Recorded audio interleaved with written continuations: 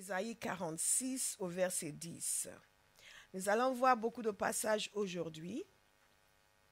Ésaïe 46 au verset 10, vous connaissez ce passage, nous l'avons déjà évoqué. Et je vous inviterai aussi à ouvrir dans 2 Chroniques chapitre 17.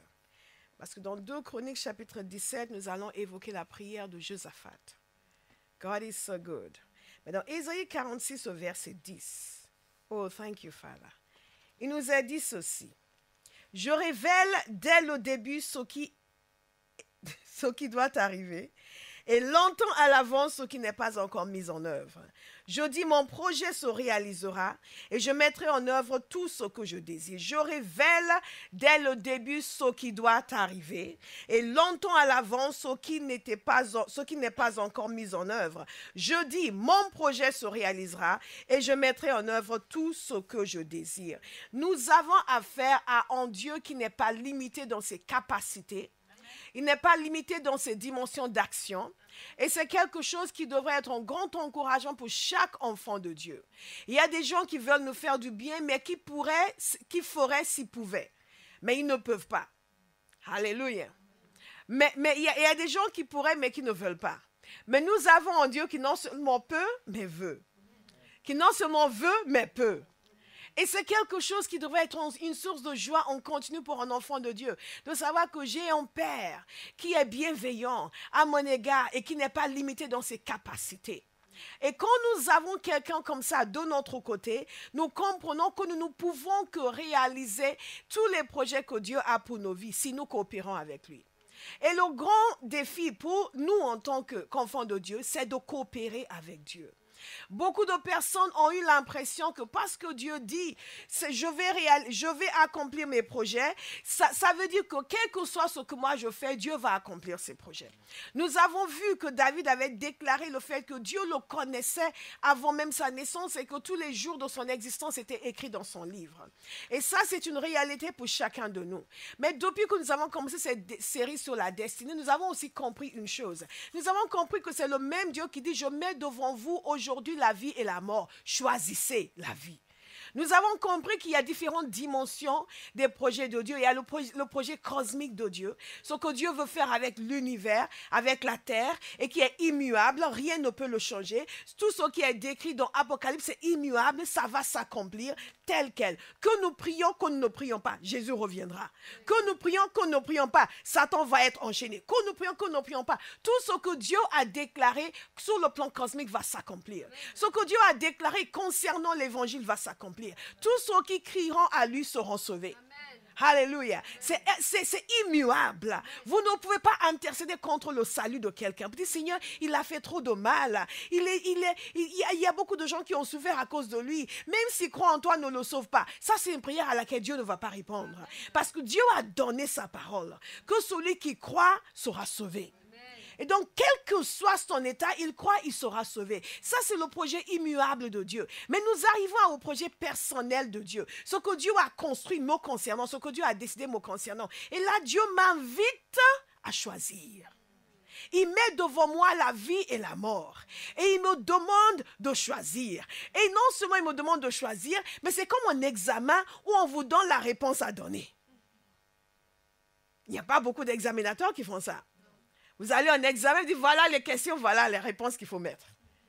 Et si on vous donne la réponse et que vous décidez de mettre une autre réponse, qui est fautif? C'est vous? C'est l'examinateur ou c'est vous? C'est vous.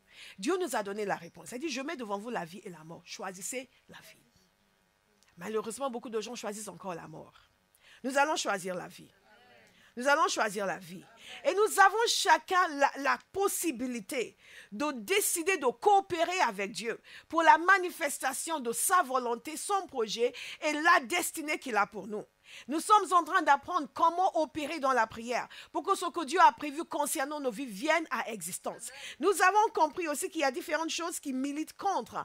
Nous savons aussi qu'il y a le projet de Dieu pour tout enfant de Dieu. Le projet de Dieu, le même projet que Jésus est venu accomplir dans une autre dimension. Jésus est venu pour nous sauver. Mais Jésus a déclaré dans Jean 4 que ma nourriture, comme nous l'avons vu hier, c'est de faire la volonté de celui qui m'a envoyé. Est-ce que vous me suivez? C'est tout ce qu'il veut. Il voulait faire la volonté du Père. Et dans Jean chapitre 6, il explique, et c'est très intéressant parce qu'il parle du fait qu'il est descendu du ciel, non pas pour faire son plaisir, mais pour faire la volonté de celui qui l'a envoyé. Et sa volonté, c'est que tous ceux qui tournent les regards vers lui et qui croient aient la vie éternelle. Et quand Jésus a quitté la terre, il nous a dit, qu'est-ce qu'il nous a dit? Il nous a dit, comme le Père m'a envoyé, je vous envoie. En d'autres termes, je vous envoie avec le même mandat. Jésus est venu sur terre avec le mandat d'apporter le salut. Il nous envoie, comme il a été envoyé, avec le mandat d'apporter le salut. Quelle est la destinée d'un enfant de Dieu? D'apporter le salut dans sa génération. Il y a cette destinée qui est celle que nous partageons. Mais il y a aussi des dimensions spécifiques de fonctionnement et d'opération. Et chacun doit savoir quelle est la dimension spécifique de fonctionnement et d'opération que Dieu a prévue pour mon existence. En tant qu'enfant de Dieu, nous constituons des communautés chrétiennes. Et au sein de ces communautés, nous avons notre part à faire pour que l'évangile soit amené dans notre génération. Dieu ne nous envoie pas comme des individus isolés pour amener l'évangile dans notre génération. Il nous amène, nous voyons l'exemple de la première église, ils se constituaient en communauté. Cette communauté œuvrait ensemble pour amener l'évangile dans sa génération. Dès lors où vous faites partie, vous êtes enfant de Dieu, vous devez faire partie d'une communauté et dans cette communauté, participer à ce qui est fait pour l'accomplissement de la destinée de l'église, qui est celle d'amener les hommes à tourner les regards vers Jésus, à croire en lui et à recevoir la vie éternelle. Et Jésus nous a dit, allez et faites des nations des disciples. Il faut que ce soit clair. Comme nous le disions hier, dans la tête de chaque enfant de Dieu, que je ne suis pas sauvé pour recevoir simplement, je suis sauvé pour servir. Je suis sauvé et ensuite je suis censé faire des bonnes œuvres, faire des choses qui contribuent à ce que les gens de ma génération puissent tourner les regards vers Jésus, croire en lui et recevoir la vie éternelle. Je sais que vous allez dire Amen. Amen. Je sais que vous êtes convaincus que c'est vrai. Amen. Et chacun doit prendre cette décision pour dire, je ne suis pas un spectateur. En chrétien spectateur, je suis actif, je participe à ce que ma génération vienne au pied de la croix. C'est essentiel et c'est indispensable pour chaque personne. Et beaucoup de chrétiens n'ont pas encore cette révélation. Ils pensent qu'il y a ceux qui servent et il y a ceux qui assistent au culte et qui reçoivent. Et un enfant de Dieu qui ne fait qu'assister au culte et recevoir, un jour va se tenir devant le Seigneur et va devoir rendre des comptes pour son existence et il n'aura pas accompli sa destinée. Nous allons accomplir notre destinée. Amen. Nous allons accomplir notre destinée. Amen. Parce que la parole de Dieu nous dit dans Apocalypse 20, verset 12, « Je vis les morts, les grands et les petits, debout devant le trône de Dieu, devant le trône. Des livres furent ouverts. Un autre livre fut aussi ouvert, le livre de vie. Les morts furent jugés conformément à leurs œuvres, d'après ce qui était écrit dans ces livres. Il y a un jugement où nos œuvres seront évaluées. Ce que j'ai accompli pendant que j'étais sur terre. Dans quelle mesure est-ce que ma vie a contribué à la mise en place et à l'opération de la volonté du Père sur la terre? Je crie à Dieu pour que quelqu'un à Bahao saisisse cette révélation. On ne nous dit pas souvent, surtout dans notre génération de bénédiction, où nous fonctionnons comme les clients de Dieu. Et Dieu est celui qui pourvoit et c'est sa seule fonction. Maintenant que je suis né de Dieu, j'ai ma longue liste de courses et à chaque fois, toute la relation que j'ai avec lui, c'est je vérifie sur ma longue liste de courses ce qu'il a fait et ce qu'il n'a pas encore fait. Est-ce que vous me suivez? C'est un changement radical de fonctionnement dont nous avons besoin. Et si nous n'entrons pas dans cette destinée-là, nous ne pouvons pas accomplir notre destinée individualisée et personnelle. Parce que notre destinée individuelle est imbriquée dans celle-là. Il n'y a rien que Dieu veut accomplir avec nos vies qui va se faire en dehors de la volonté du Père, qui est que les gens tournent les regards vers Jésus, qui croient en lui et qu'ils aient la vie éternelle. Est-ce que vous me suivez? Donc, si Dieu m'appelle à être un entrepreneur, c'est toujours dans ce même cadre. Mon action en tant qu'entrepreneur devrait conduire à ce que les gens tournent les regards vers Jésus, croient en lui et reçoivent la vie éternelle.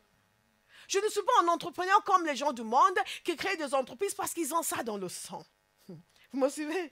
Ou qui créent des entreprises juste pour gagner beaucoup d'argent. Ah, vous comprenez, il faut avoir une maison secondaire à Nice, une maison secondaire en Alsace, une maison secondaire ici, une maison secondaire au Baléares. Et je vais avoir un petit jet privé qui n'est pas très cher, quelques petits millions, juste un petit jet privé. Et beaucoup de chrétiens qui veulent aussi se lancer dans les affaires ont exactement la même vision que les gens du monde. Mais comprenons aussi la destinée de l'enfant de Dieu, de l'Église, c'est amener sa génération à tourner les regards vers Jésus, à croire en lui, à recevoir la vie éternelle. Et quand Dieu maintenant vient avec quelque chose de personnalisé, le chemin que moi je dois suivre dans la vie, ce chemin doit fonctionner dans le sens de cette destinée. Est-ce que vous me suivez? Donc, dans ce sens-là, nous avons tous la même destinée. Mais au sein de cela, il y a des chemins et des destinées personnalisées et individualisées.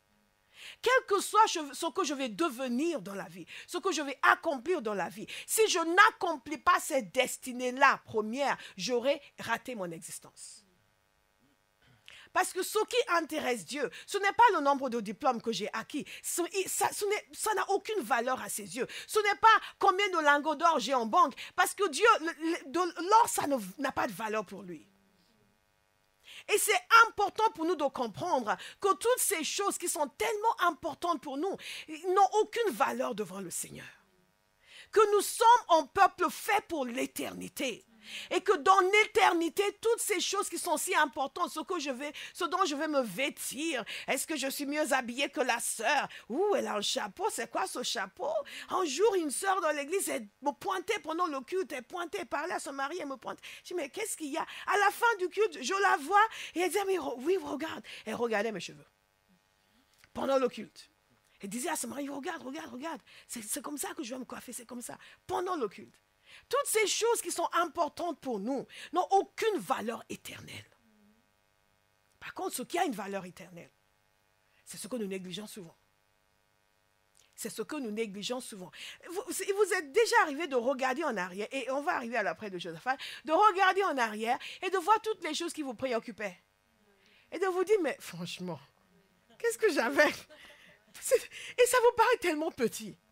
Imaginez ce que Dieu pense de ce qui vous préoccupe maintenant. Qui encore vous paraît, ah oui, parce qu'il faut que je puisse... Et Dieu regarde, dit, ah, mais ne gaspille pas ton existence. Ne gaspille pas ton existence. Attache-toi aux choses qui ont une valeur éternelle. Et ça nous ramène au thème de notre semaine de prière. Ne vous inquiétez.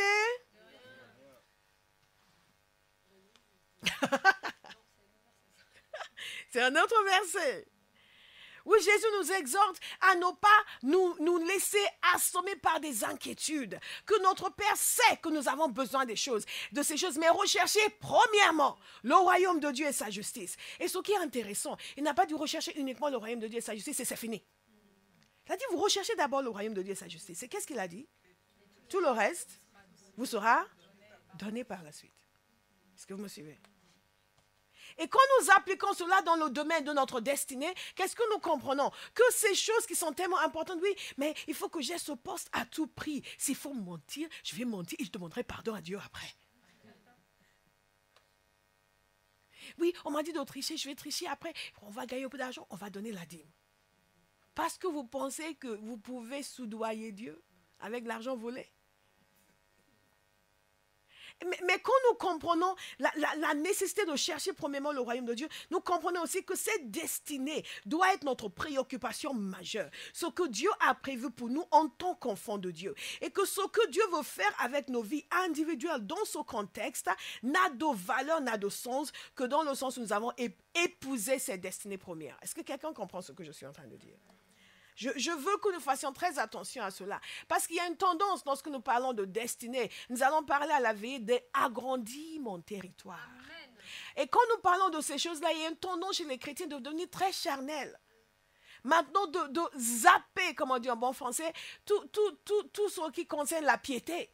Et penser que, oui, c'est pas parce qu'on est chrétien qu'on doit être malheureux. Hein. Je gagne plein d'argent. Et ça devient une affaire purement pécuniaire. Ça devient une affaire de gloire personnelle. Ce n'est pas de cela qu'il s'agit. Toute l'élévation que Dieu veut donner à un enfant de Dieu sur la terre, c'est pour que son nom soit élevé à travers lui. C'est pour créer des circonstances favorables à l'avancement de l'évangile. Les moyens financiers abondants. Je ne comprends pas pourquoi certaines personnes ont un culte de la misère et de la pauvreté. Nous n'avons pas un Dieu qui est misérable et pauvre. Pourquoi adorer la pauvreté? Et je ne comprends pas non plus pourquoi certains ont culte de la prospérité. Parce que l'argent n'a pas de valeur éternelle. C'est un outil entre les mains de Dieu. Et c'est un outil entre nos mains. Et Dieu peut donner en abondance à quelqu'un qui n'a pas d'amour pour l'argent. et qui ne considèrent pas l'argent comme une valeur intrinsèque, comme quelque chose qui a une valeur intrinsèque. C'est quelque chose qui sert d'outil pour l'avancement du règne de Dieu sur la terre. Et pour permettre à un enfant de Dieu de vivre confortablement et d'être libéré des soucis matériels pour qu'il puisse se consacrer à l'œuvre de l'Évangile. Si vous avez une autre vision de l'argent, je pense qu'il y a un renouvellement de l'intelligence qu'il faut. Alléluia. Donc, cette destinée première doit nous habiter. Et dans tout cela, Dieu nous appelle, nous, à faire des choses spécifiques, comme il a dit à Jérémie. Jérémie qui était destiné à être sacrificateur, parce qu'il venait d'une famille de sacrificateurs. Et Dieu l'a arrêté sur son chemin. Et il lui a dit ceci dans Jérémie 1 au verset 5. « Avant de te former dans le ventre de ta mère, je te connaissais. Et avant que tu naisses, je t'avais consacré. Je t'avais désigné prophète pour les nations. » Écoutez, c'est important pour quelqu'un de comprendre que c'est celui qui nous a fait, qui décide ce que nous sommes et ce que nous deviendrons.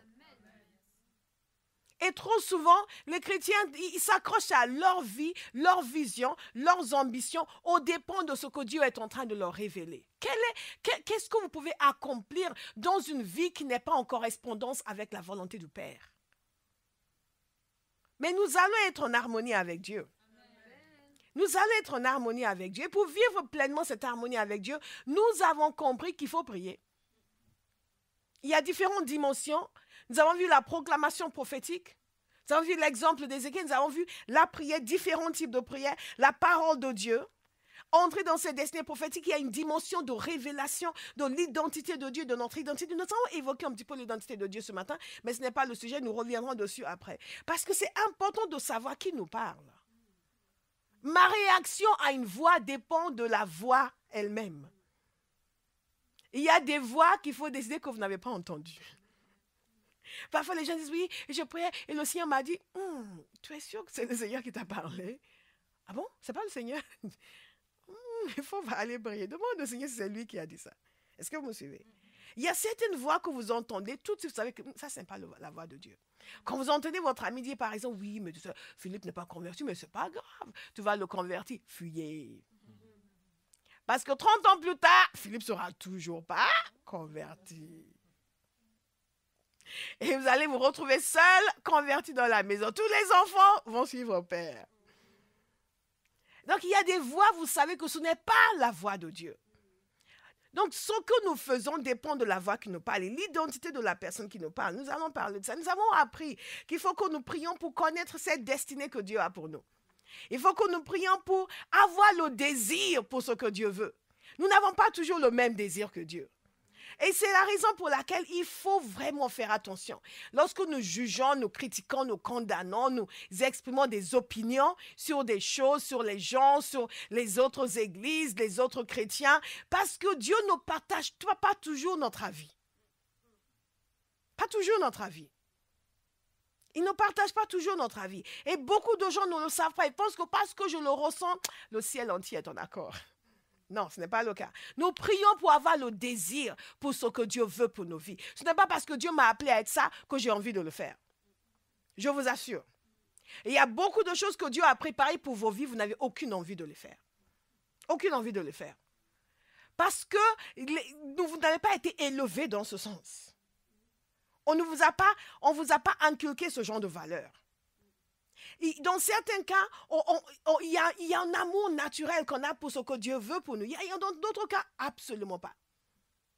Ne dites pas, non, si je ne le ressens pas, c'est que ce n'est pas le Seigneur. Non, tu ne le ressens pas parce que tu n'es pas du tout en phase avec la pensée de Dieu. C'est tout. C'est tout. Je vous ai souvent parlé du fait que l'année où le Seigneur m'a appelée au ministère, j'étais malheureuse. Une année entière. C'est l'année la plus malheureuse de mon existence jusque-là. J'étais plus malheureuse que lorsque mon père est décédé. Mais malheureuse parce que c'est quelque chose qui est sorti de je ne sais où. Qu'est-ce que c'est que ça? Ministry? J'avais l'impression qu'on m'avait assommé. Non, on n'a pas toujours le désir pour ce que Dieu veut. Ne jugez pas ce que vous devez faire par ce que vous désirez. Dans certains cas, il y a une inclination naturelle. Dans certains cas, ça n'existe pas. Et c'est la raison pour laquelle beaucoup de gens passent toute leur vie sans faire ce que Dieu veut pour leur vie.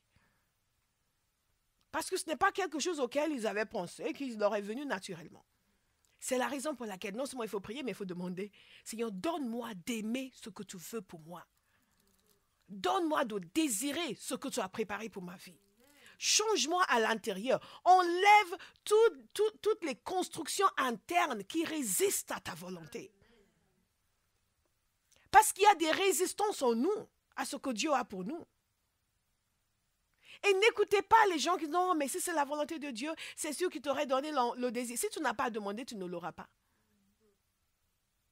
Dans certains cas, vous ne comprenez pas pourquoi, quand vous commencez à marcher avec Dieu, il y a certaines choses qui commencent à grandir en vous. Tiens, c'est bizarre, avant je n'avais pas ça. C'est parce que vous avez accepté un certain niveau de brisement. Ça, c'est un mot que les chrétiens modernes ne connaissent pas. Un certain degré de brisement. Donc, Dieu est en mesure maintenant de vous travailler et vous mouliner. Et là, vous commencez à ressentir des élans pour certaines choses qui sont précieuses pour Dieu. Mais si ce n'est pas le cas, donc quelqu'un dit, je vais prier pour ma destinée. Pour aimer ce que Dieu veut pour ma vie. Nous avons prié pour qu'il nous travaille à l'intérieur. Priez pour que nous soyons libérés du passé. Nous avons vu certaines de ces choses. Priez pour la présence de Dieu dans nos vies. Priez pour être conduits par le Saint-Esprit, pour que les impossibilités deviennent des possibilités. Priez contre toute forme de stérilité. Priez pour que notre vie représente quelque chose de costaud dans le royaume de Dieu. Je dis, ah non, moi je suis juste là, petit, minable. Il faut juste que le Seigneur revienne. Il n'y a aucun enfant de Dieu qui soit petit ni minable. Nous avons reçu un grand Dieu. Il a fait de nous des grands hommes et de femmes. Ça, c'est la réalité. Quelles que soient nos origines, quel que soit notre métier, ça n'a aucune valeur. La vraie valeur d'un être humain, c'est sa qualité spirituelle. Et il nous a sauvés pour devenir des géants spirituels. Et tout enfant de Dieu peut devenir un géant spirituel. C'est ça qui est extraordinaire. Nous avons bu du même esprit. Ah là, ça ne vous fait pas plaisir? Moi, ça me fait plaisir. Nous avons bu du même esprit.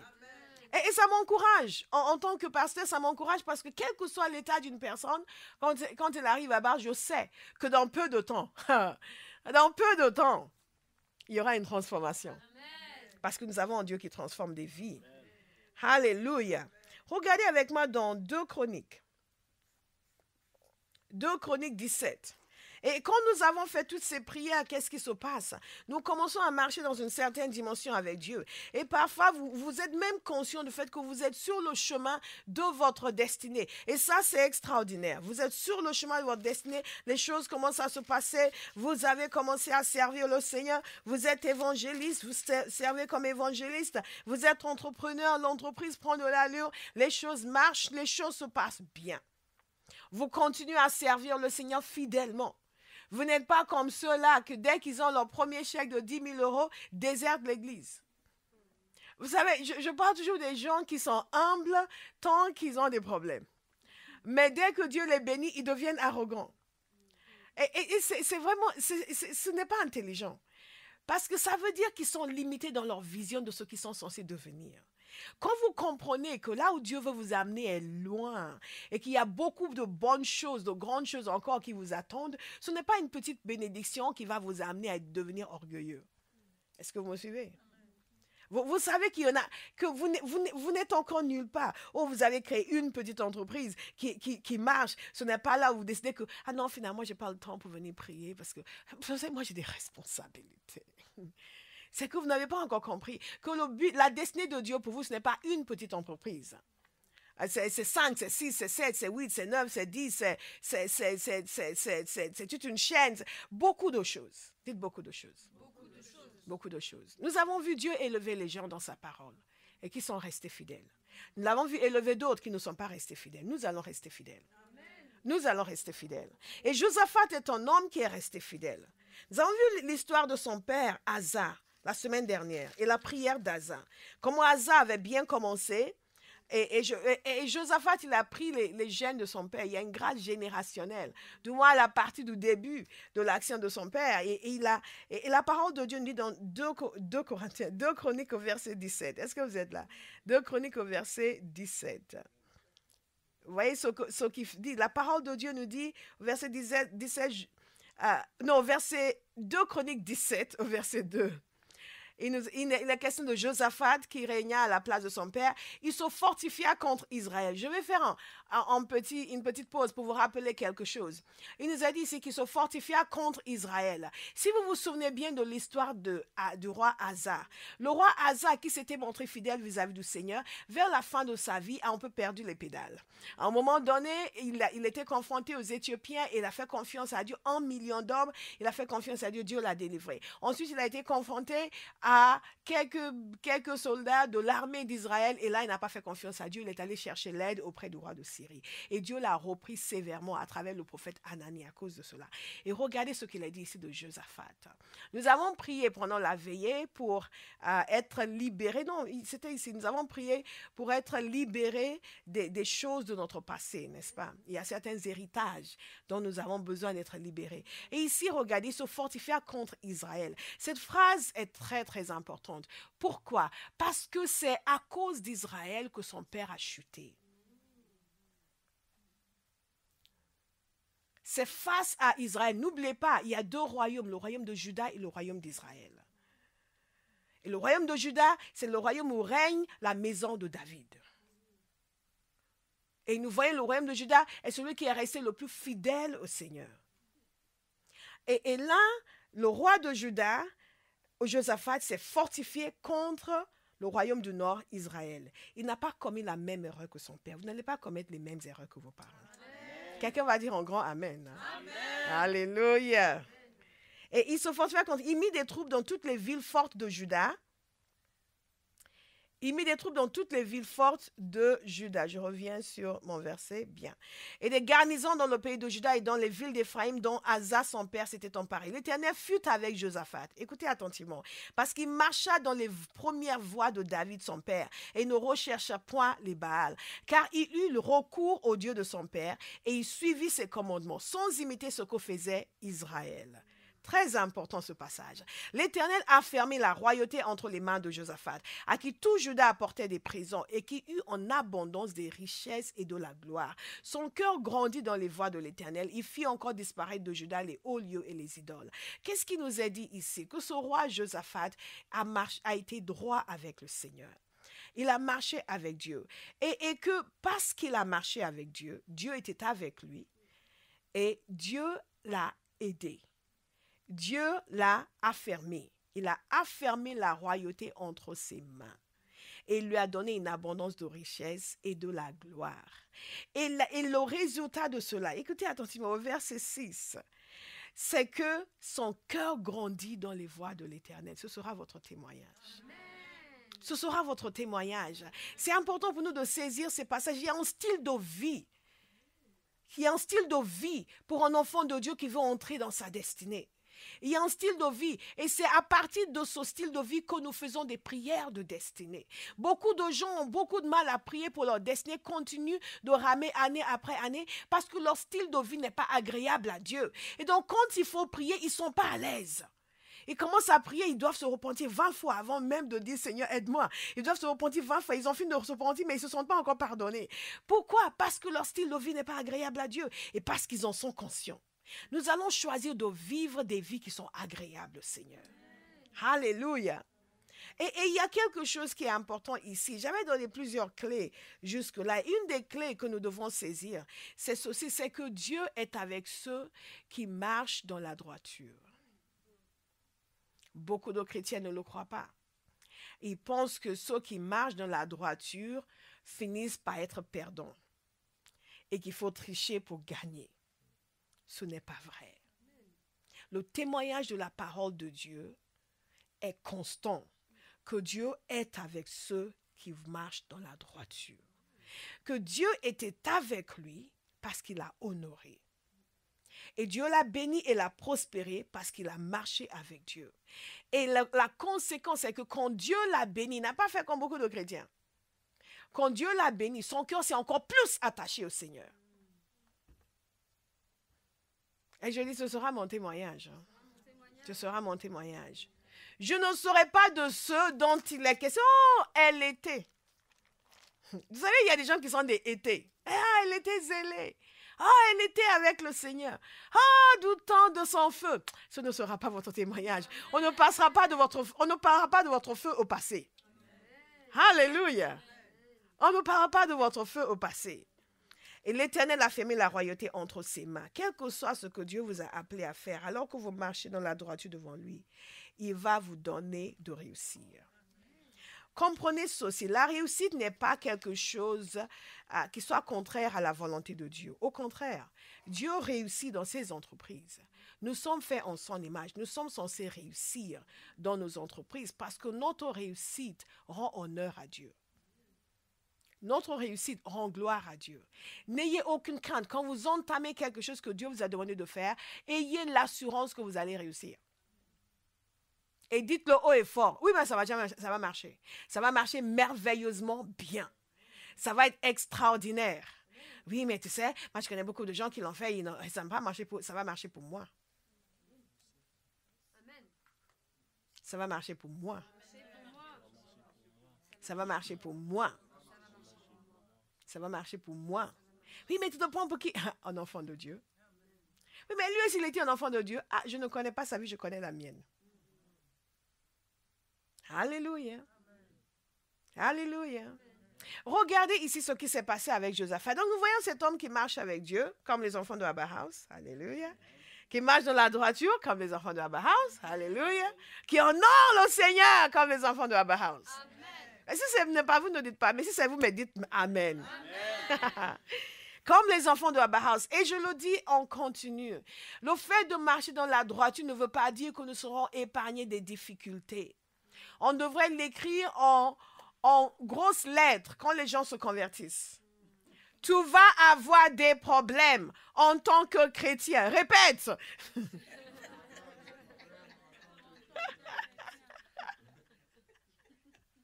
C'est peut-être notre manière d'évangéliser.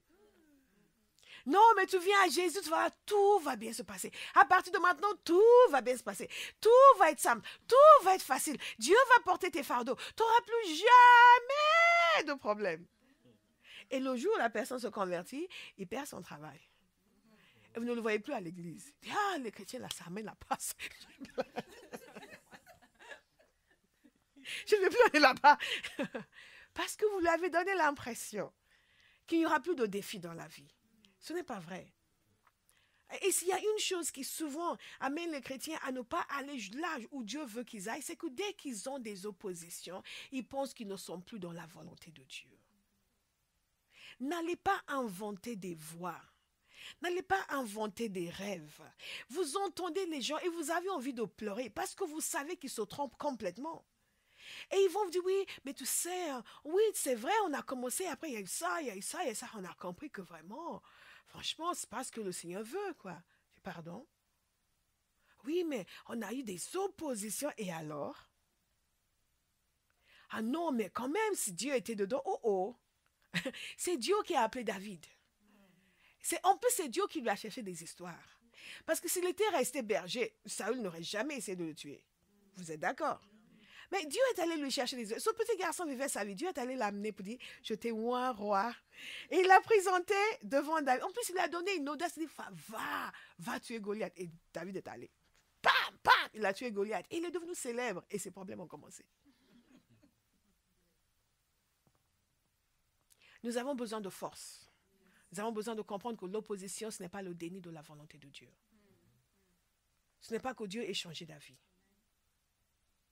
Nous avons besoin de force et comprendre qu'un homme et une femme que Dieu va utiliser puissamment, c'est aussi un homme et une femme que Dieu va tester puissamment.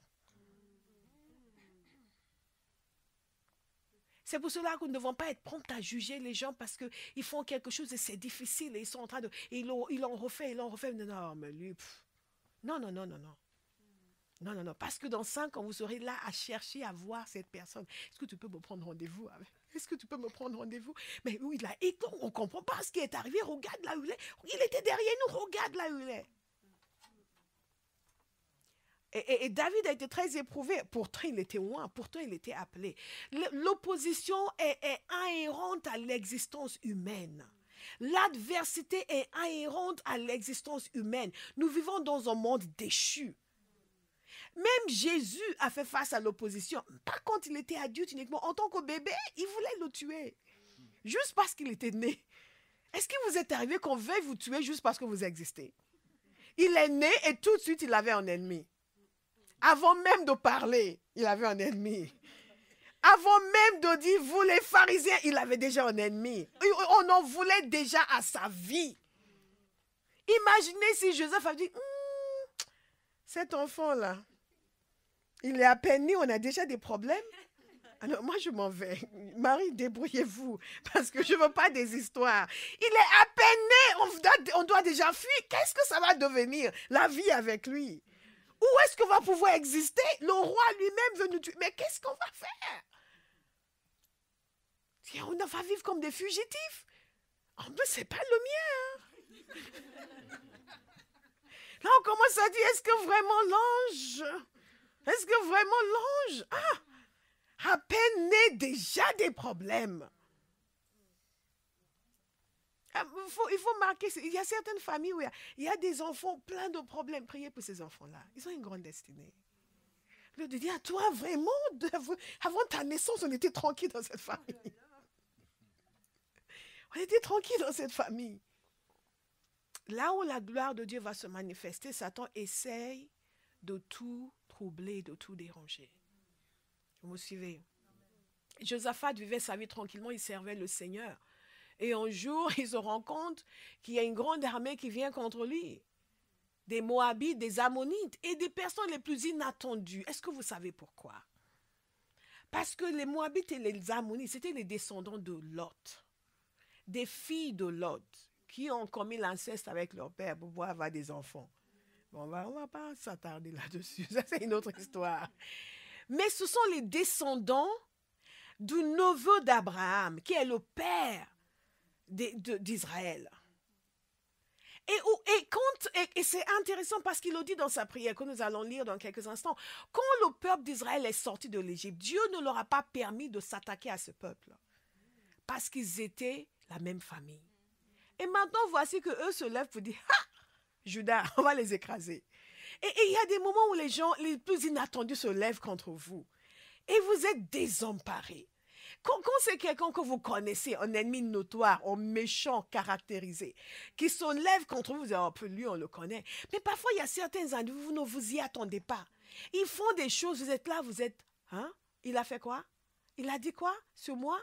Et vous avez dit, mais... Et vous commencez à vous examiner, vous dites, mais c'est pas possible. Parce que vous ne vous y attendez pas. Et il y a des gifles, il y a des gifles. Il y a des gens qui vous giflent, vous sentez la marque pendant longtemps. Les gens qui vous giflent, qui est-ce qui n'a pas giflé? Il a giflé tout le monde. Il a même giflé sa mère. Hop. Mais il y a certaines personnes qui vous giflent, vous êtes là, il a giflé. Mais qu'est-ce que je lui ai fait? Vous allez vous asseoir tout petit dans votre coin, mais... Et vous commencez à dire, mais vous vous remettez en question. Mais je ne comprends pas. On vous passe pour un poste au travail, on dit oui, mais non, en fait, on a eu une candidature meilleure que la vôtre. Désolé, vous étiez convaincu que c'était pour vous, il n'y avait pas d'autres candidats de toute façon. Et vous étiez convaincu que c'était pour vous, on vous l'avait promis. Et à la dernière minute, une candidature meilleure que la vôtre, c'était qui votre meilleur ami? La personne à qui vous avez dit que vous allez postuler. Et qui de ce coup a prié avec vous? Et qui a eu l'excellente idée d'aller postuler après vous et ne vous a rien dit. Et on l'a choisi à votre place. Et vous êtes là. Mais. Bon, finalement, c'est peut-être que Dieu ne voulait pas que j'ai ce poste. Ce n'est pas vrai. Ce n'est pas vrai. Celui qui l'a volé va le lâcher. Amen. Parfois même va le vomir. Parce qu'il y a des moments quand Dieu commence à travailler quelqu'un, oh, je lâche, je m'en vais, prends ton poste. Non, ce n'est pas parce que Dieu ne veut pas, c'est parce que le cœur de l'homme est méchant, par-dessus tout. Et regardez avec moi dans 2 Chroniques chapitre 20, comment Josaphat a prié dans cette situation tellement compliquée. Et cette prière est vraiment extraordinaire et puissante. J'espère que vous allez être attentifs jusqu'au bout, pour que l'on puisse la décortiquer. Est-ce que vous êtes d'accord? Josaphat se tint debout au milieu de l'assemblée de Juda et de Jérusalem, dans la maison de l'Éternel devant le nouveau parvis, et dit, Éternel Dieu de nos ancêtres, N'est-ce pas toi qui es Dieu dans le ciel? Et n'est-ce pas toi qui domines sur tous les royaumes des nations? N'est-ce pas toi qui détiens la force et la puissance? Toi à qui personne ne peut résister? N'est-ce pas toi, notre Dieu, qui a dépossédé les habitants de ce pays devant ton peuple, devant Israël, et qui l'a donné pour toujours à la descendance d'Abraham, ton ami? Ils l'ont habité, ils t'y ont construit un sanctuaire en l'honneur de ton nom, en disant si un malheur nous atteint, que ce soit l'épée, le jugement, la peste ou la famine, nous nous présenterons devant ce temple et devant toi, car ton nom réside dans cette maison. Nous crierons à toi du fond de notre détresse et tu nous écouteras et tu nous sauveras. Voici maintenant les Ammonites et les Moabites, ainsi que les habitants de la région montagneuse de Séir. Tu n'as pas permis aux Israélites de pénétrer sur leur territoire quand ils venaient d'Égypte. Et en effet, ils ont fait un détour et ne les ont pas détruits. Les voici qui nous récompensent en venant nous chasser de ton héritage, celui que tu nous as donné, notre Dieu. Ne vas-tu pas les juger? En effet, nous sommes sans force devant cette foule nombreuse qui vient nous attaquer et nous ne savons que faire. Mais nos yeux sont sur toi. Nos yeux sont sur toi. Il y avait les habitants de la montagne de Séir, ce sont les Édomites, les descendants d'Ésaü. Vous comprenez? Tout cela est dans la même famille. Bien. Et donc, ce qui est extraordinaire dans cette prière, je vous encourage vivement à méditer et reméditer et à souligner. Et à mettre cette prière en vos propres mots. Parce que c'est vraiment une prière extraordinaire et pour moi c'est une prière d'alliance, une prière même de la nouvelle alliance. Il était sous l'ancienne alliance mais il a fait une prière comme s'il était sous la nouvelle alliance. Extraordinaire. Et il a commencé en célébrant le Seigneur. N'est-ce pas toi qui es Dieu dans le ciel? Et n'est-ce pas toi qui domines sur tous les royaumes des nations? N'est-ce pas toi qui détiens la force et la puissance? Toi à qui personne ne peut résister. Nous allons en parler quand nous allons parler de l'identité de Dieu. Parce que c'est important pour quelqu'un de comprendre. Nous disons souvent, si Dieu est pour moi, qui sera contre moi? Mais il ne suffit pas de dire si Dieu est pour moi. Il faut que nous puissions définir les contours de celui que nous appelons Dieu. Parce que je peux dire si Dieu est pour moi, qui sera contre moi? En pensant que bon, Dieu il est sympathique, mais s'il pouvait vraiment, il m'aiderait.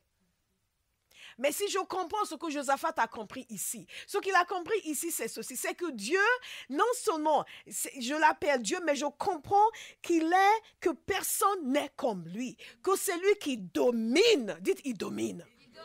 Il domine sur tous les royaumes. Il domine. Donc, quand vous avez affaire à la préfecture ou vous avez affaire à la mairie de Paris et il y a un agent à la mairie de Paris qui vous dit, vous, mademoiselle, tant que je suis ici, on ne va pas faire votre passeport. Mademoiselle, tant que je suis ici, vous n'aurez pas de passeport, mademoiselle. Vous voulez voyager? Et vous le regardez, vous le dites, mon Dieu est celui qui domine sur les royaumes. Amen. Il est celui qui domine sur tous les agents acariâtres de la mairie de Paris. Alléluia. Mais beaucoup de gens ne comprennent pas cela. Quand quelqu'un qui est en autorité commence à les menacer, ou même des petites autorités, parfois vous avez des petits chefaillons au travail, commence à...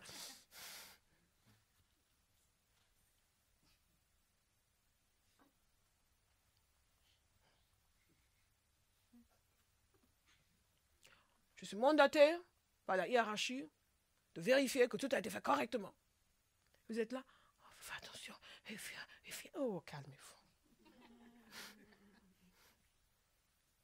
Quel que soit le niveau de la personne qui vous menace, vous devez savoir que le Dieu qui est le vôtre, il domine.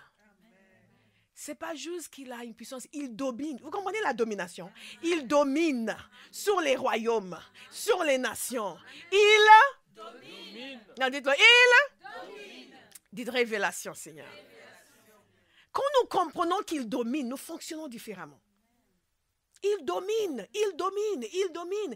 Et quelqu'un va venir, oui, mademoiselle, vous savez, nous avons un programme de licenciement, vous regardez, et alors? Oui, mais vous savez, votre manière de vous comporter, je ne suis pas sûre que nous allons vous garder. Parce que vous faites comme si on était des gens méchants. On vous demande de signer un papier juste pour indiquer que le contrat a bien été fait. Bon, évidemment, il n'est pas fait. Tout le monde sait qu'il n'est pas fait. Mais, et vous êtes là. Il faut que je signe, que je monte. Non, vous n'avez pas besoin de signer, de mentir. Dites, vous allez perdre votre poste. Et regardez à l'intérieur de vous, c'est lui qui va perdre son poste. Parce que j'ai un Dieu. Et il domine. J'ai un Dieu. Et il domine. J'ai un Dieu. Et il domine. Et face, vous comprenez, ça, ce sont même des petits exemples. Ok, si c'est votre cas, mais ce n'est pas un petit exemple. Non, ce sont des petits exemples. Parce que là, nous sommes face à un homme qui était entre la vie et la mort.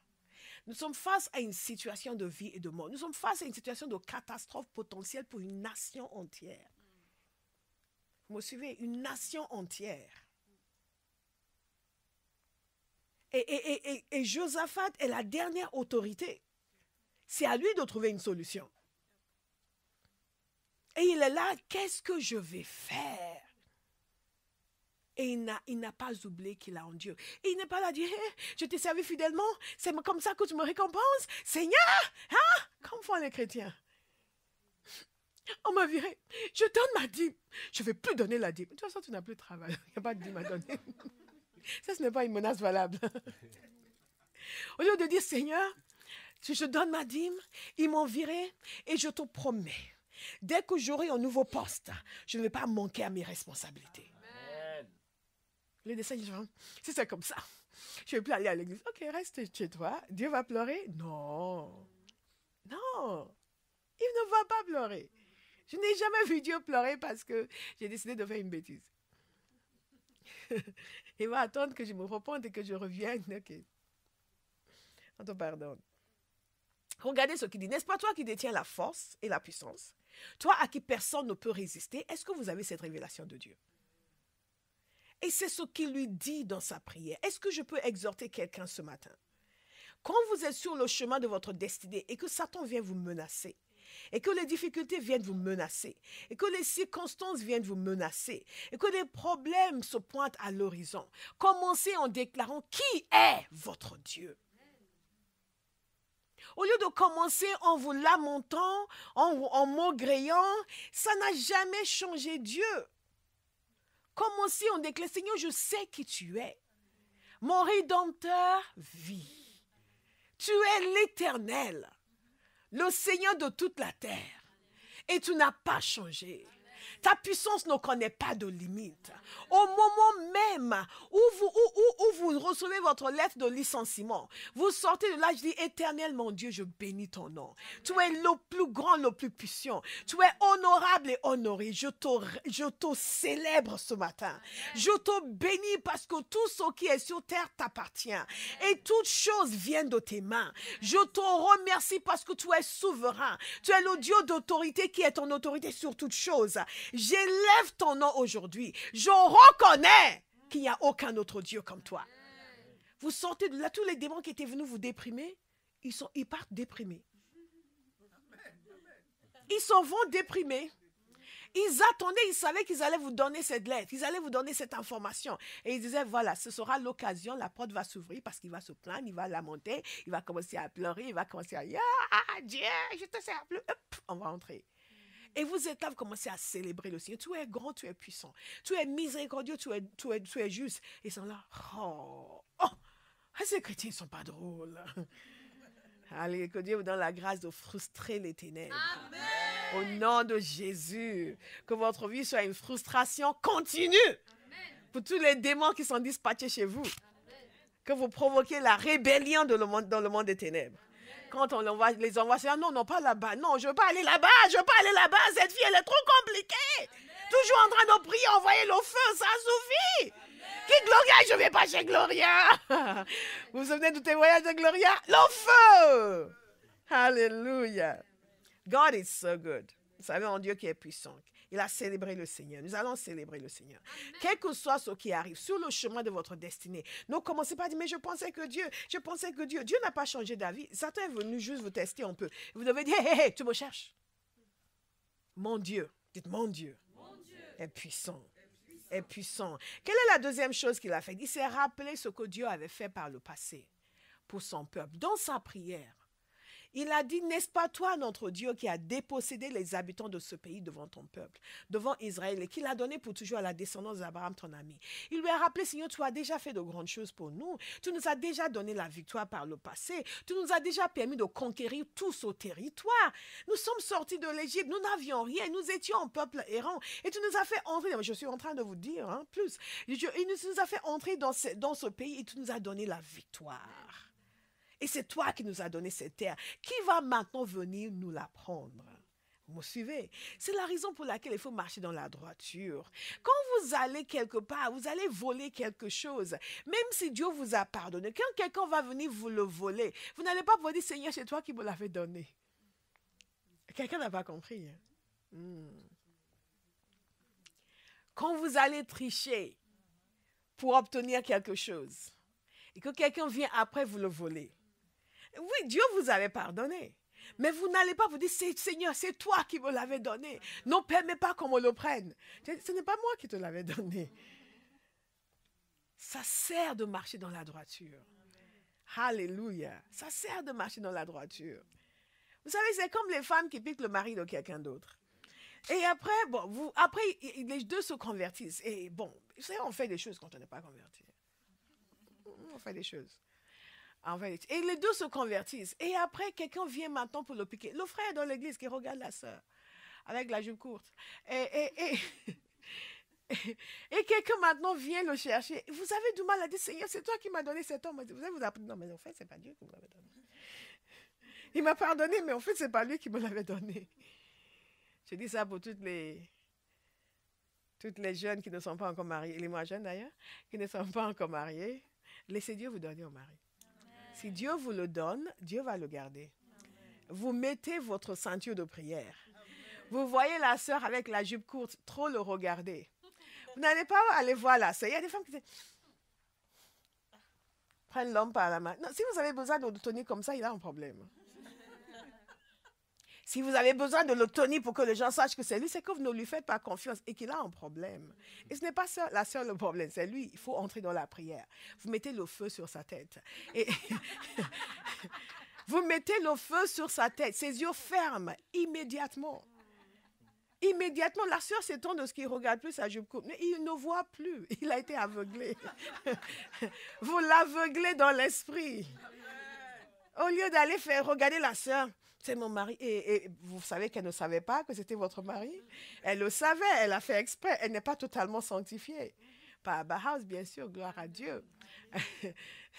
Elle n'est pas encore totalement sanctifiée, donc elle savait très bien. Et les gens, il y a des femmes qui se battent pour des choses inutiles. Mettez le feu sur la tête de... C'est Dieu qui vous l'a donné. Ah non, Seigneur, c'est toi qui me l'as donné.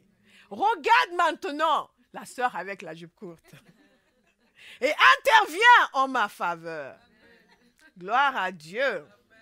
Et pas besoin d'aller dire à toutes vos copines non plus, mon mari, il est méchant, il a des yeux. Non, non, fermez les yeux dans l'esprit. Mais il a rappelé ce que le Seigneur avait fait par le passé. Et c'est la raison pour laquelle nous disons toujours, n'oubliez pas ce que Dieu a fait pour vous. N'oubliez pas ce que Dieu a fait pour vous. Dites on continue au Seigneur ce qu'il a fait pour vous. Quand nous disons on continue ce que Dieu a fait, notre foi grandit. Et quand le prochain défi vient, nous pouvons nous dire, ah non, non, non. Le Seigneur, je te bénis. Tu avais fait ça, ça aussi, ce n'est pas un souci. Mais si nous ne disons pas merci, on continue, nous oublions. La nature humaine est oublieuse, nous oublions. Et le prochain défi qui arrive, nous faisons comme si nous n'avons jamais eu de problème dans notre vie et que là, voilà un problème. Et vous allez parler à quelqu'un qui se souvient comment Dieu vous a secouru par le passé. Vous dites, mais attends, le Seigneur avait... Oui, mais non, non, non, mais c'est pas la même chose. C'est pas la même chose. C'est pas la même chose. C'est comme les enfants d'Israël qui ont vu Dieu faire des choses extraordinaires en Égypte. Ils ont vu Dieu ouvrir la mer Rouge en sortant de l'Égypte. Ils ont vu Dieu faire sortir de l'eau d'une pierre et ils arrivaient encore à dire, oui, mais est-ce que Dieu peut vraiment donner la nourriture dans le désert? Vous dites, mais attendez, oh. Mais oui, c'est ce qui se passe quand les gens oublient. Mais Josaphat n'avait pas oublié. Il se rappelait encore. Il dit, c'est toi qui as dépossédé les habitants de ce pays. Mais il y a quelque chose de plus dans ce qu'il a dit. Et je veux que vous soyez très attentifs à cela. C'est pour cela que je parle de cette prière d'alliance, comme s'il était sous la nouvelle alliance. Et Josaphat avait une compréhension de l'alliance, non seulement du fait que Dieu avait répondu aux prières par le passé, parce que Dieu peut répondre aux prières comme ça de façon, juste pour accorder une faveur, vous me suivez? C'est comme quand vous priez pour les gens qui ne sont pas convertis. Et Dieu répond. Parce que vous, qui êtes son enfant, vous avez demandé pour eux. Ça ne veut pas dire qu'en étant non convertis, ils vont continuer à prier et Dieu va leur répondre. Vous n'êtes pas convaincu. Ça ne veut pas dire qu'ils vont continuer à avoir des réponses aux prières de cette même manière s'ils ne se convertissent pas. S'ils décident, vous l'avez dit, ok, maintenant dans ta vie à Jésus, tu vois, il t'a béni. Ah non, non, non, moi je ne veux pas de ces choses-là. Ah non, non, non, commencer à aller à l'église. Non, non, non, non, non, non, non, non, je suis contente, tu as prié, c'est bon. Non, non, mais comment maintenant devenir religieux? Non, non, non, non, non. Ils disent non, non, non. Et après, ils disent, bon, le prochain premier, Dieu, comme tu sais quand, comment il s'appelait? Oui, la fille là, elle avait prié et tu avais fait, maintenant fait quelque chose. Vous pensez que le Seigneur va nécessairement lui répondre? Non. Ça, c'est une faveur ponctuelle que la personne a reçue à cause de l'intervention d'un enfant de Dieu qui savait comment crier à Dieu pour la personne. Ensuite, la personne a refusé d'accepter Jésus. Ok, c'est son problème. Vous me suivez? Il y a des situations comme cela où nous pouvons penser que oui, nous avons une réponse aux prières de façon ponctuelle. Il y a des enfants de Dieu qui le pensent, même des enfants de Dieu, qui pensent que c'était presque un hasard. Dieu était de bonne humeur ce jour-là et il a répondu. Mais à la suite, quand ils ont un autre problème, ils ne sont pas convaincus que Dieu va répondre. Mais Josaphat comprenait quelque chose. Il comprenait que ce n'était pas juste que Dieu avait répondu à un moment donné, mais qu'ils avaient une alliance avec lui. Ils avaient un engagement, il y avait un engagement, quelque chose qui les liait à Dieu, qui faisait que Dieu, il y avait un accord entre eux et Dieu pour que Dieu réponde à leurs prières. Regardez ce passage, qu'est-ce qu'il dit ici? Il a commencé à parler des anciens, ils ont habité, il parlait de la terre, ils l'ont habité, ils t'y ont conçu un sanctuaire en l'honneur de ton nom. En disant, si un malheur nous atteint, que ce soit l'épée, le jugement, la peste ou la famine, nous nous présenterons devant ce temple et devant toi, car ton nom réside dans cette maison. Nous crierons à toi du fond de notre détresse, et tu nous écouteras et tu nous sauveras. Donc, il rappelle au Seigneur. Il lui rappelle, mais Seigneur, tu sais, ça c'est l'accord qu'il y avait entre toi et nos pères. Que cette maison qui t'a été construite, à chaque fois que nous avons un problème, et nous nous présentons dans cette maison, nous nous présentons même devant cette maison, il y a un accord entre nous et toi que tu vas répondre. Est-ce qu'il y a quelqu'un ici qui est en accord avec Dieu? Est-ce qu'il y a quelqu'un qui est conscient du fait d'avoir une alliance avec Dieu? Est-ce qu'il y a quelqu'un qui est conscient du fait que la parole de Dieu lui promet de demander et il vous sera accordé? Quelqu'un qui est conscient du fait que par le sang de Jésus, il est entré dans une relation avec Dieu qui lui garantit la protection de Dieu, la délivrance de Dieu, l'intervention de Dieu suite à son appel dans sa vie. Quand nous prions des prières de destinée, vous êtes sur le chemin de votre destinée, les problèmes commencent. Les difficultés commencent. Dieu vous a envoyé comme évangéliste vers les nations. Et vous allez vers les nations vous ferment la porte au nez. Et vous avez l'impression que je suis lancé, mais les choses marchaient pendant 2 ans, maintenant plus personne ne m'invite. Rappelez-vous qui vous a appelé. Et rappelez-vous non seulement qui vous a appelé, mais que vous avez une alliance avec lui. Que vous avez la promesse de Dieu, que vous pouvez venir librement pour obtenir la miséricorde et la grâce. La parole de Dieu nous dit que la prière fervente du juste est d'une grande efficacité. Comme Salomon a consacré le temple, lisez dans 2 Chroniques chapitre 6, Salomon a prié. Il a prié longuement. Il a dit, les choses que Josaphat cite ici font partie des prières que Salomon a faites. Lisez cette prière, elle est longue. Salomon a demandé tous les cas de figure possibles. Il a dit, quand ton peuple, même s'ils ont péché contre toi, ils se tournent vers ce temple, ils demandent pardon, accorde-leur le pardon et exauce-les. Ils se présentent ici, ils te demandent quoi que ce soit, accorde. Même s'ils sont en exil à cause de leur péché, ils se tournent vers cette maison, ils te demandent quelque chose, exauce. Et il a mis ce temple au sein de la relation entre eux et Dieu. Nous sommes devenus, nous aujourd'hui, le temple du Saint-Esprit. Et nous sommes entrés dans cette relation avec Dieu par le sang de Jésus. À cause de la croix, de l'autre côté de la croix, un enfant de Dieu a tous les droits de croire que dans le chemin de ma destinée, quelque chose se présente pour contrecarrer les projets de Dieu pour moi. Je peux bénéficier de son appui. Je n'ai pas besoin de changer pour dire non, finalement, ce n'était pas la volonté de Dieu. Non, j'ai juste besoin de résister. Dites résister. Résister. J'ai simplement besoin de résister. Conscient du fait que j'ai une alliance avec Dieu. J'ai une alliance avec Dieu. Tout le monde dit, mais il faut abandonner. Pourquoi encore? Non, j'ai une alliance avec Dieu. Mais il y a un point ici qui est très important. Et c'est là souvent où le bas blesse pour les chrétiens. Je l'ai déjà évoqué. Nous allons le voir rapidement. Au verset 10, qu'est-ce qu'il dit? Ça, c'est le 4e point dans sa prière. Il se rappelle leur obéissance au commandement que Dieu avait donné. Leur obéissance. C'est David qui disait, si j'avais regardé l'iniquité dans mon cœur, tu ne m'aurais pas exaucé. Mais à chaque fois que nous évoquons David, nous évoquons aussi la repentance. Parce que nous savons que David était loin d'être parfait. Certains d'entre vous, vous n'avez pas commis les mêmes péchés que David. Je pense que d'ailleurs, la plupart d'entre vous, qui déjà a tué un homme pour prendre son épouse? Tu l'as fait, toi? Non. Parfois, il faut demander. Alléluia. Mais parce qu'il avait compris le pouvoir de la repentance, qu'il s'était repenti, il savait qu'il était pardonné. Et qu'après avoir été pardonné, il a marché droit devant Dieu. Et c'est pour cela que Salomon avait parlé du fait que son père avait marché avec droiture devant Dieu et comment Dieu l'a béni à cause de cela. Quel témoignage pour son enfant. Mais au verset 10, il dit ceci: voici maintenant les Ammonites et les Moabites, ainsi que les habitants de la région montagneuse des Séïr, ce sont les Édomites. Tu n'as pas permis aux Israélites de pénétrer sur leur territoire quand ils venaient d'Égypte. Et en effet, ils ont fait un détour et ne les ont pas détruits.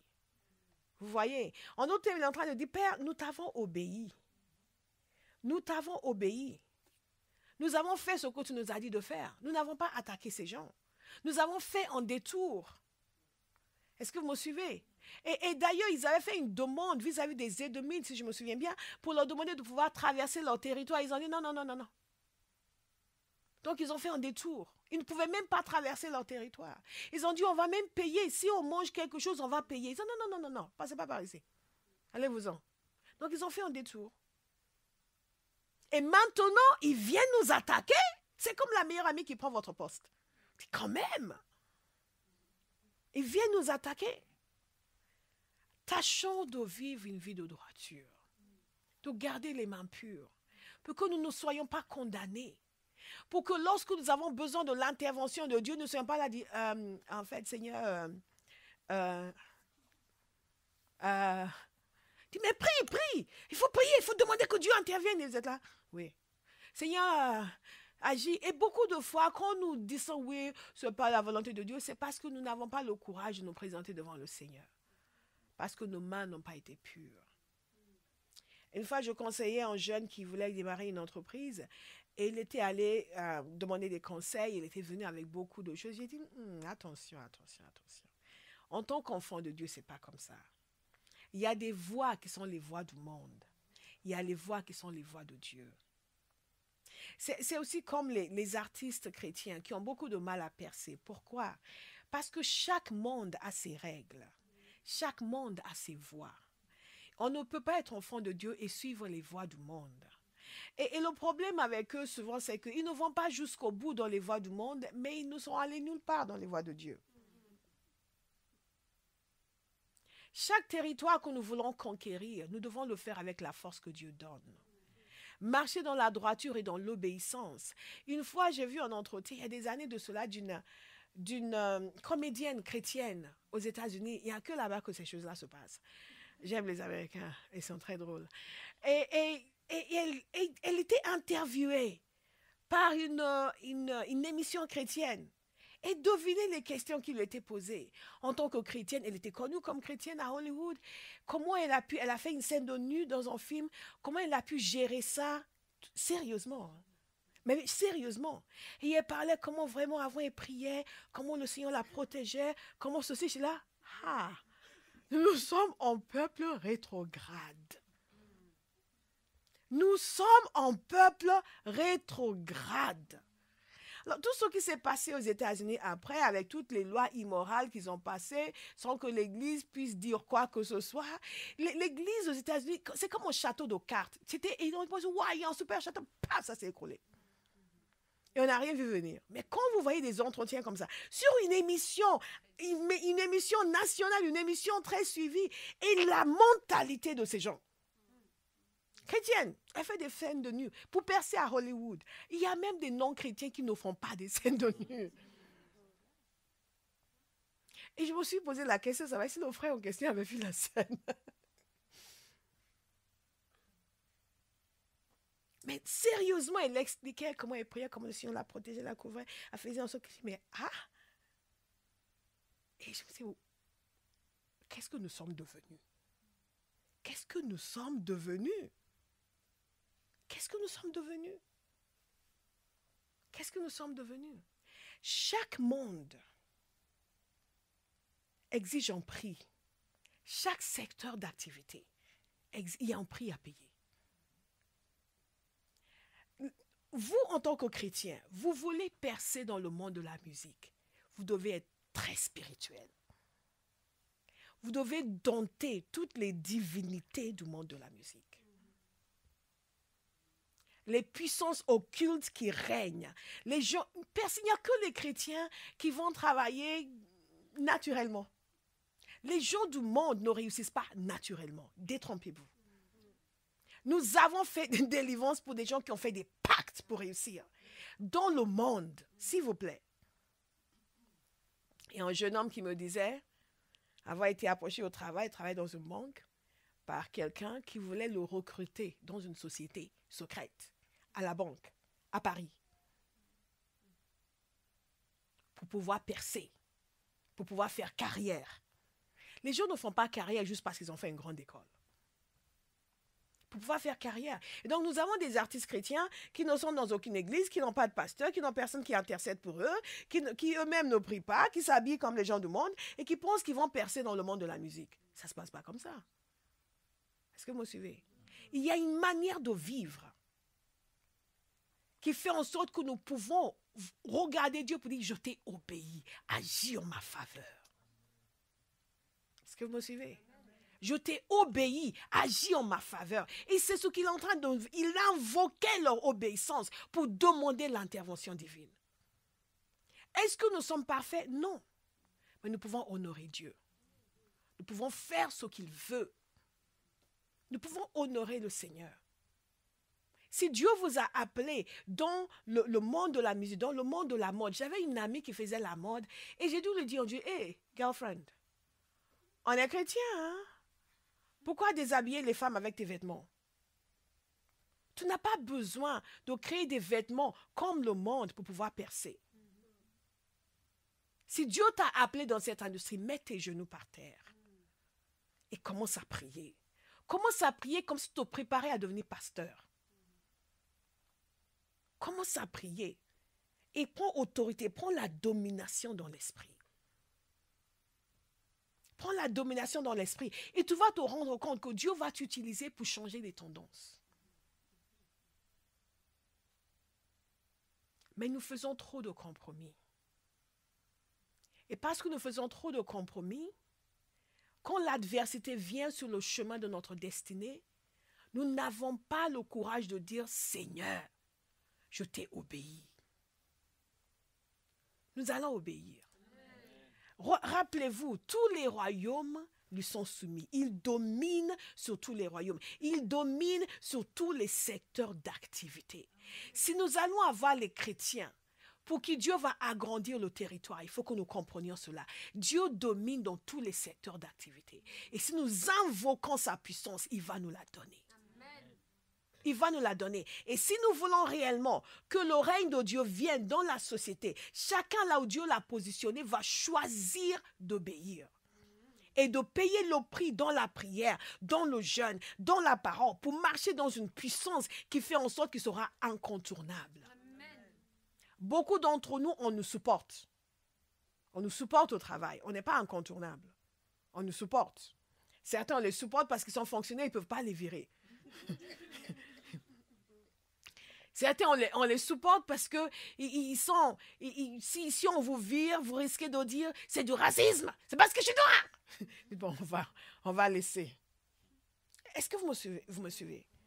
Mais quand Joseph a été élevé, il a été élevé pas parce qu'on le supportait, mais parce qu'il était devenu incontournable. Je veux encourager quelqu'un à décider de marcher avec Dieu dans la droiture et à faire en sorte que Dieu le rende incontournable.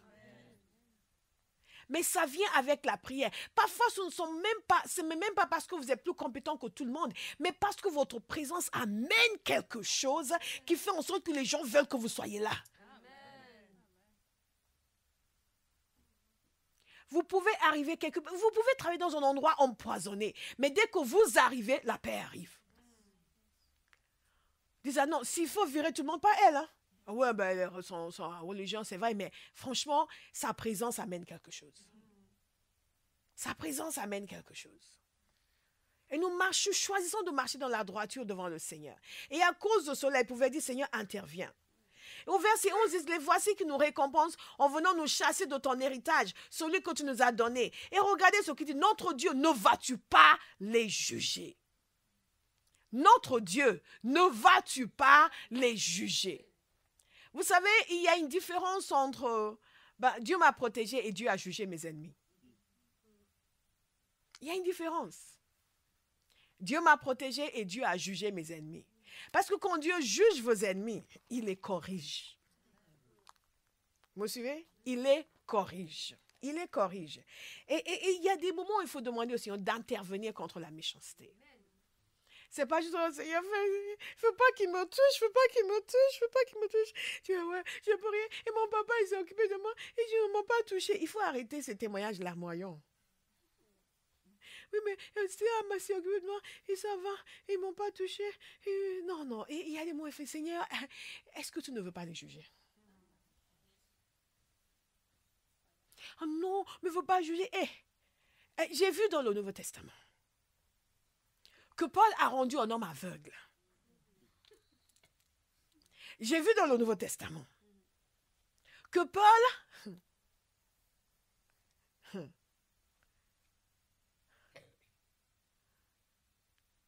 J'essaie de me rappeler le mot en français. Handed him over to Satan. Il a livré à Satan, voilà. A livré un homme à Satan. Et certains ont dit, mais de toute façon, moi je suis chrétien. Si tu es chrétien, tu te comportes comme Satan. Tu seras jugé. Ça, c'est la réalité. Beaucoup de gens pensent que parce qu'ils sont nés de nouveau, ils peuvent tout se permettre. Ce n'est pas vrai. Il était un temps où je le pensais, pas pour moi, mais par rapport aux gens. Je pensais que j'étais démunie face à leurs attaques, face à leur méchanceté, parce qu'ils étaient chrétiens, j'étais chrétienne. Et Dieu m'a fait comprendre, non, il y a chrétien, il y a chrétien. Ce n'est pas parce que nous sommes enfants de Dieu que nous ne serons pas jugés. Si nous faisons des choses qui ne sont pas droites, et si nous nous entêtons à détruire un autre enfant de Dieu, Dieu va nous détruire. N'oubliez pas, c'est lui qui donne la vie et c'est lui qui l'enlève. C'est lui qui donne la vie et c'est lui qui l'enlève. Vous suivez? Et ça nous permet de faire attention à nous-mêmes. Ça nous permet de faire attention à nous-mêmes. Là, en croyant, livre notre croyant à Satan, parce qu'il y a des dimensions dans l'esprit. Nous ne sommes pas tous à la même dimension. Et Dieu n'a pas dit comment tu te permets. Il a validé. Je veux que quelqu'un sache que dans votre marche avec Dieu, sur le chemin de votre destinée, vous n'êtes pas démunis. Vous n'êtes pas à la merci du diable et vous n'êtes certainement pas à la merci d'un chrétien méchant. Parce qu'il y en a qui se réclament de Jésus, mais leur comportement, ils sont l'acolyte du diable. Vous n'êtes à la merci de personne. Vous marchez droit devant Dieu. Quiconque vient contre la destinée que Dieu a pour vous, vient contre le plan de Dieu. Vous comprenez pourquoi c'est important de marcher avec Dieu. Nous voulons toujours, Seigneur, je disais dans le temps, il y avait des gens qui travaillaient avec moi, ils venaient avec un truc qui n'était pas bon, mais si pasteur valide, mais pasteur ne va pas valider parce que ce n'est pas bon. Vous me suivez? Quand ce sera bon, ce sera validé. Et beaucoup d'entre nous, nous faisons ça avec nos vies. Nous faisons n'importe quoi, que le Seigneur approuve. Dieu ne va pas approuver si ce n'est pas bon. Mais si nous nous mettons la rigueur de marcher comme Dieu le veut, nous sommes assurés de sa protection. Et nous marchons dans la destinée qu'il a tracée pour nous. Celui qui vient comme adversaire à cette destinée s'oppose non pas à nous, mais au plan de Dieu. C'est la raison pour laquelle Moïse pouvait dire des fils de Corée, non, vous ne vous êtes pas opposés à Moïse ni à Aaron, vous êtes opposés à Dieu. Parce que ce n'est pas Moïse qui vous a sorti de l'Égypte, c'est Dieu. Quand Dieu appelle une entreprise à l'existence et qu'il vous utilise vous comme outil pour créer quelque chose et que quelqu'un dit on va détruire, c'est à Dieu qui parle, pas à vous. Est-ce que vous me suivez? Et il faut avoir cette assurance. C'est pour cela qu'on ne peut pas faire l'économie de la sainteté. On ne peut pas faire l'économie de la droiture. La vraie protection d'un enfant de Dieu, c'est au milieu de la volonté de Dieu. Lorsque nous prions que ton règne vienne, que ta volonté soit faite sur terre comme au ciel, nous devons personnifier la manifestation de la volonté de Dieu. Est-ce que vous me suivez? Et c'est pour cela que nous devons éviter. Il y a certaines choses, des péchés de la langue, des pensées qui nous rendent vulnérables. et nous empêche de recevoir l'aide de Dieu. Nous allons éviter ces choses. Nous allons éviter ces choses. Je disais à ceux qui étaient à la prière hier que parfois vous priez des choses qui vous choquent. Vous priez des choses qui vous choquent. Vous priez des choses qui vous choquent. Vous entendez prier des choses, s'ils ne vont pas nous laisser tranquilles, ne leur donne pas le repos. Ne leur donne pas le repos. Moïse a dit à Dieu, n'écoute pas leurs prières. Ils étaient tous enfants d'Israël. Mais il y en avait un qui marchait droit devant Dieu et qui avait une dimension spirituelle. Il pouvait dire à Dieu, n'écoute pas leurs prières. Et Dieu n'a pas écouté leurs prières. Je veux inviter quelqu'un à monter dans l'esprit, à entrer dans une autre dimension spirituelle, où vous n'êtes pas occupé avec des bêtises et des petitesses et des choses ridicules dont beaucoup de chrétiens s'occupent, des histoires de « t'as vu comment il s'est comporté, t'as vu ce qu'il a apporté ». Non, nous sommes faits pour des choses meilleures. Nous sommes faits pour des choses meilleures. Nous ne pouvons pas être dans ces petites histoires et ensuite nous attendre à pouvoir triompher au travail, à pouvoir recevoir la promotion. Nous nous sommes déjà pollués la vie. Qui va marcher droit devant Dieu? Moi. Alléluia. Nous allons marcher droit devant Dieu. Et nous allons avoir l'assurance de bénéficier de son aide. Et si tous les sorciers de Paris décident que vous allez mourir, c'est eux qui vont mourir. C'est eux qui vont mourir. Je me suis entendu prier. J'ai dit, Père, s'il faut calciner, brûler tous les hôtels de Paris pour que cette église entre dans sa destinée, fais-le. Les hôtels des occultistes, pas les hôtels de l'église catholique. Oh, faut brûler les églises catholiques. Non, pas du tout. Si feu détruit tous les occultistes de Paris pour que cette église entre dans sa destinée, fais-le. Amen. Dieu a une préoccupation, son œuvre. Son œuvre. Et il enlèvera tout ce qui fait obstacle à son œuvre. C'est trop malheureux parce que souvent les églises ont une mentalité de défaite.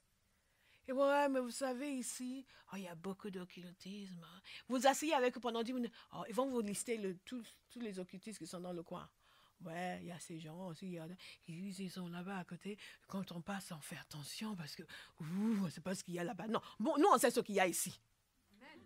On sait ce qu'il y a ici. Amen. Donc on va passer là-bas pour libérer la puissance de Dieu. Amen. Alléluia. Amen. Dieu veille sur les siens. Quelqu'un doit le croire. Quelle que soit la destinée qu'il a décidée pour vous, vous allez l'accomplir. Mais vous devez faire le choix de l'obéissance. C'est une obéissance radicale. Parfois, la chose la plus difficile, c'est que Dieu nous amène, nous, à la soumission totale à sa volonté. Nous sommes prêts à punir toute désobéissance parce que votre obéissance sera totale. Est-ce que vous me suivez? À nous. Dieu n'a pas de problème avec le diable. Son problème, c'est nous. Il n'a aucune difficulté à assujettir une forteresse démoniaque quelconque. Le problème, c'est la soumission de son Église. Moi, je vais me soumettre à Dieu. Je vais me soumettre à Dieu. Je vais me soumettre totalement, complètement, parfaitement, profondément, intégralement. Pas mal pour une anglophone. Hein? De quoi? Je vais me soumettre à Dieu pour qu'il fasse toute sa volonté, qu'il accomplisse toute sa volonté. Qu'il ait la joie de voir le projet qu'il a préparé pour ma vie arriver à la manifestation. Il y a des moments où il faut dire, Seigneur, si tu veux juger, juge. Ne fais pas, ah non, Seigneur, juge pas. Juge, s'il te plaît. Juge, mon Dieu, juge. Et sévèrement. Amen. Parfois, le jugement de Dieu est un bienfait. Parce qu'il y a certains, s'ils ne reçoivent pas le jugement, ils ne vont jamais changer. Lorsque l'apôtre Paul a dit, j'ai livré en tel à Satan, il a dit pour la destruction de la chair, pour que le reste soit sauvé. Vous me suivez? Vous n'êtes pas à la merci de qui que ce soit. Que ce soit vos amis qui font des commérages, qui vont vous fermer la porte, vous êtes là, vous êtes sûr, Dieu vous a appelé à faire ça, ils sont allés derrière votre dos, ils ont dit des choses, ils vous ont fermé la porte au nez, vous êtes, oh mais Seigneur, ce n'est pas Dieu qui a dit des commérages sur vous. Vous commencez en disant, Seigneur, tu es grand et tu es puissant. Tu es glorieux, tu es merveilleux, tu es extraordinaire. Ah, mais qui peut sonder ton intelligence? Dans ta sagesse, tu savais exactement ce qui allait se passer. Et je suis persuadée que tu as déjà préparé une solution pour moi. Je bénis ton nom, mon Dieu, je te célèbre parce que tu es celui qui m'a appelé à l'existence et qui conduit mes pas depuis. Et tu n'as pas permis que mes pieds chancellent. Ils ne vont pas chanceler maintenant. Ils ne vont pas chanceler maintenant. Et parfois, vous avez tellement mal que vous pleurez, mais au milieu de vos larmes, vous continuez à glorifier le Seigneur. Et vous dites, tout ce que tu as prévu pour ma vie va arriver à manifestation. Et vous avez l'impression, Satan vous dit, oui, mais il n'est pas s'enfermer. C'est tout ce que tu peux faire, maintenant c'est fini. Non, non, non, non, non, non. Je sers celui qui a appelé à l'existence ce qui n'existe pas. Je sers celui qui a dit, et le monde entier est venu en existence. Ce qui doit être créé, il le dira. Et ce sera créé. Amen. Dites Alléluia. Alléluia. Est-ce que quelqu'un est prêt à affronter l'adversité pour arriver dans sa destinée?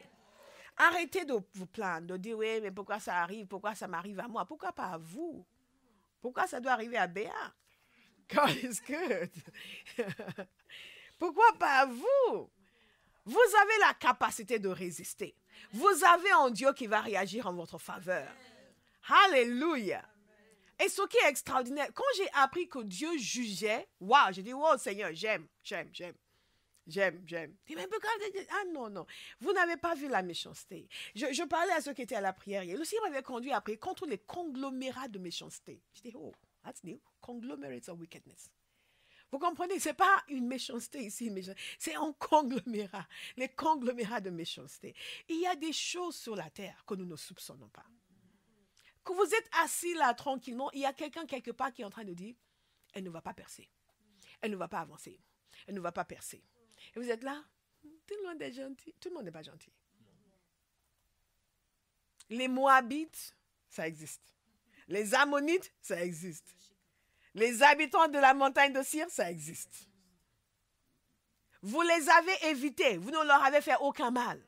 Comme Moïse a dit à Dieu concernant ces rebelles, nous ne leur avons fait aucun mal. Je leur ai rien pris. Ne les écoute pas. Dieu a dit, c'est vrai. Tu ne leur as fait aucun mal. Tu ne leur as rien pris. Je ne les écouterai pas. Pire, je vais les tuer. Et les a tués. Et après, il les a tués. Le peuple dit, tu as tué le peuple de Dieu. Est-ce que Moïse aurait pu les tuer? La terre s'est ouverte. Moïse a pu ouvrir la terre. Le feu est tombé sur eux. Est-ce que Moïse pouvait faire descendre le feu? Non. Dieu défend les siens. Je veux que quelqu'un ait l'assurance que Dieu défend les siens. Il protège les siens. Sur le chemin de la destinée qu'il a pour vous, il va vous protéger. Ne soyez pas, vous savez, parfois, vous subissez des oppositions, même des gens puissants. J'ai prié pour quelqu'un ici qui était venu à une réunion de guérison. J'ai senti la colère de Dieu. Et je priais pour la personne et je commençais à déclarer qu'il y a des gens qui sont spirituellement puissants, qui ont déclaré des choses sur elle, qui l'ont liée dans l'esprit, qui l'ont cassée, qui l'ont fracassée. Et je sentais la colère de Dieu. Ne pensez pas que parce que les gens se sont ligués contre vous, Dieu est d'accord. Non, il n'est pas d'accord avec la méchanceté. Il n'est pas d'accord avec la méchanceté, non. Mais il faut savoir prier. Il faut savoir réagir. Il faut savoir marcher vous-même dans la droiture et pouvoir dire, Seigneur, je n'aurais rien fait. Et si vous avez fait, vous demandez pardon. Hein. Faut pas dire, j'ai rien fait quand vous avez causé des problèmes. Dieu a dit, si, tu as fait. Si. Et quand j'ai prié, j'ai dit, waouh! Oh, tout n'est pas permis parce que nous sommes chrétiens. Tout n'est pas permis. Nous devons faire attention à nous pour que nous ne soyons pas jugés. Parce que Dieu ne va pas permettre que vous détruisiez l'un des siens qui ne vous a rien fait. Il va intervenir contre vous. Et Dieu m'a appris à prier. S'ils ne veulent pas me donner la paix, ne leur donne pas la paix. Ils se lèvent contre moi que le ciel se lève contre eux. Je vous ai expliqué comment, une période de ma vie, j'avais toutes sortes de maladies. Tout ça, mais qu'est-ce qui m'arrive? Je crois à la guérison. J'ai tout le temps... Et le Seigneur m'a montré que les gens parlaient contre moi. Et libéraient des esprits contre moi. Ces esprits venaient m'attaquer. Et je sentais constamment... J'ai dit, qu'est-ce que je fais? Moi, j'étais du genre, non. Just bless them. Annulé et renvoyé. Annulé et renvoyé. Et j'ai appris à dire qu'ils mangent le fruit de leurs lèvres. S'ils ne veulent pas se repentir, ce qui libère sur moi, que ce soit leur partage. Peut-être que ça va leur apprendre qu'on ne fait pas ce genre de choses. On ne détruit pas les autres. Et j'ai eu la paix. Vous aurez la paix. Amen. Faites confiance au Seigneur. Cette église va vivre dans la paix. Amen. Et elle va accomplir son objectif. Amen. J'ai mis quelque chose ici. Nous avons travaillé pour Dieu. Nous avons vécu pour Dieu. Nous avons été fidèles envers Dieu. Sa miséricorde va nous amener à destination. Nous avons mis de côté nos idoles. Nous sommes tournés vers le Dieu vivant. Notre force, c'est ce que les autres appellent la faiblesse. Mais nous connaissons le Dieu qui est fidèle à accomplir ses promesses. Nous connaissons le Dieu qui donne le repos à ses serviteurs et qui s'occupe de ceux qui l'adorent en esprit et en vérité. Lorsque des vents contraires se lèvent sur le chemin de notre destinée, il va terrifier les ennemis de sa vision. Nous avons un Dieu qui veille sur les siens. Si vous n'avez pas cette conviction, vous n'allez pas servir Dieu. Si vous n'avez pas cette conviction, vous n'allez pas servir Dieu. Quand vous avez la conscience d'être au service de Dieu, où que vous soyez, dans quelque domaine d'activité que ce soit, vous devez aussi savoir que Dieu va veiller sur vous. Parce que nous vivons dans un monde où il existe beaucoup de méchanceté. Vous pouvez arriver à un moment où vous avez une confusion totale. Vous ne savez même pas où vous tourner. Vous servez Dieu, vous bénissez les gens, vous priez pour les gens et vous sentez comme si le monde entier était contre vous parce qu'il y a des individus qui ont décidé de vous abattre. Si vous les laissez faire, vous êtes fautif. Si vous les laissez faire, vous êtes fautif. Vous allez tomber malade, vous allez mourir, ils vont vous enterrer, ils vont continuer. Quelqu'un va dire, je vais accomplir ma destinée. Je ne ferai de mal à personne. Et je ne subirai la méchanceté de personne. Au nom de Jésus. Et je sais que Dieu va veiller sur moi. Alléluia.